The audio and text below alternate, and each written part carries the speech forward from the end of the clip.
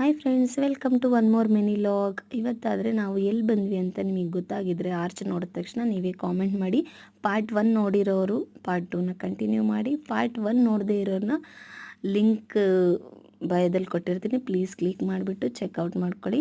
And then ಇಲ್ಲಿ ದೇವಸ್ಥಾನ ಒಳಗಡೆ ಅಂತೂ ಎಂಟ್ರಿ ಆದ್ವಿ. ತೆಂಗಿನಕಾಯಿನೂ ಹೊಡ್ಕೊಂಡ್ವಿ, ಆಲ್ರೆಡಿ ತೊಗೊಂಡ್ಬಿಟ್ಟು. ನಾವು ಎಲ್ಲಿ ಬಂದಿದ್ದೀವಿ ಅಂದರೆ ಸುಬ್ರಹ್ಮಣ್ಯ ಸ್ವಾಮಿ ನಾಗಲಮಡಿಕೆ ಪಾವಗಡದ ಹತ್ರ. ಇದು ಅಮ್ಮವ್ರೂರಿಗೆ ತುಂಬ ನಿಯರೆಸ್ಟಲ್ಲಿರೋ ಪ್ಲೇಸು. ಅದರಲ್ಲೂ ಶ್ರಾವಣ ಶುಕ್ರವಾರ ಫಸ್ಟ್ ದಿನ ಬಂದಿದ್ದೀವಿ. ತುಂಬ ಫ್ರೀಯಾಗೇ ಇತ್ತು. Actually day full first time ನಾನು ಅಬ್ಸರ್ವ್ ಮಾಡಿರೋದು, ಬಿಕಾಸ್ ಯಾವಾಗ ಬಂದರೂ ಕ್ರೌಡಲ್ಲೇ ಇರುತ್ತೆ. ಇವತ್ತು ಶ್ರಾವಣ ಶುಕ್ರವಾರ ಆಗಿದ್ರೂ ಜಾಸ್ತಿ ಕ್ರೌಡ್ ಇಲ್ಲ. ಸೊ ದೇವಸ್ಥಾನದೊಳಗಡೆನೇ ನವಗ್ರಹ ಇತ್ತು, ಅದಕ್ಕೆ ಪೂಜೆ ಮಾಡ್ಕೊಳ್ಳ ಅಂತ ಸ್ವಾಮೀಜಿನ ಕೇಳಿದ್ರೆ ಮಾಡ್ಕೊಳ್ಳಿ ಅಮ್ಮ ಆರಾಮ್ಸೆ ಅಂತ ಹೇಳಿದ್ರು. ಸೊ ಅಲ್ಲಿ ನನಗೆ ನಿಜ ಇದೇ ನಂಗೆ ಅದೃಷ್ಟ ಅಂತಲೇ ಫೀಲ್ ಆಗ್ತೀನಿ. ಅಲ್ಲಿಂದ ನವಗ್ರಹ ಪೂಜೆ ಮಾಡಿಕೊಂಡು ನಾನೇ ಜಸ್ಟ್ ಉದ್ಬತ್ತಿ ಬೆಳಗ್ಬಿಟ್ಟು ಮತ್ತು ಔಟ್ಸೈಡ್ ಇರೋ ಎಲ್ಲ ನಾಗರನ್ನ ದರ್ಶನ ಮಾಡ್ಕೊಳ್ಳೋಣ ಅಂತ ಬಂದ್ವಿ. ಸೊ ದೆನ್ ನಾನು ಅಲ್ಲಿ ದರ್ಶನಕ್ಕೆ ಹೋಗೋ ಅಷ್ಟರಲ್ಲಿ ಆಲ್ರೆಡಿ ಇಲ್ಲಿ ಪುರೋಹಿತರೊಬ್ಬರು ಅವ್ರ ಫ್ಯಾಮ್ಲಿ ಪೂಜೆ ಏನೋ ಮಾಡ್ಕೊತಿದ್ರು.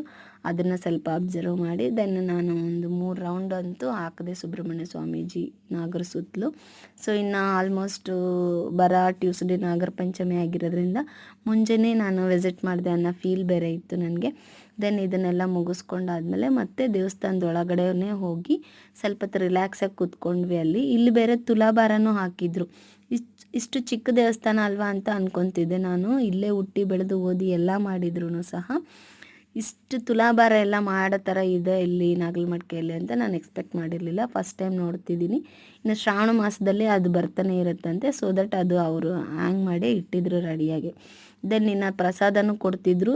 ಹೇಳ್ತಿದ್ದೀರಲ್ವ, ತುಂಬ ವರ್ಷಗಳಿಂದ ಇಲ್ಲಿ ಬಂದು ಹೋಗಿದ್ರು ಯಾವತ್ತೂ ನಮಗಿಲ್ಲಿ ಪ್ರಸಾದ ತಿಂದಿಲ್ಲ, ಸಿಕ್ಕಿಲ್ಲ.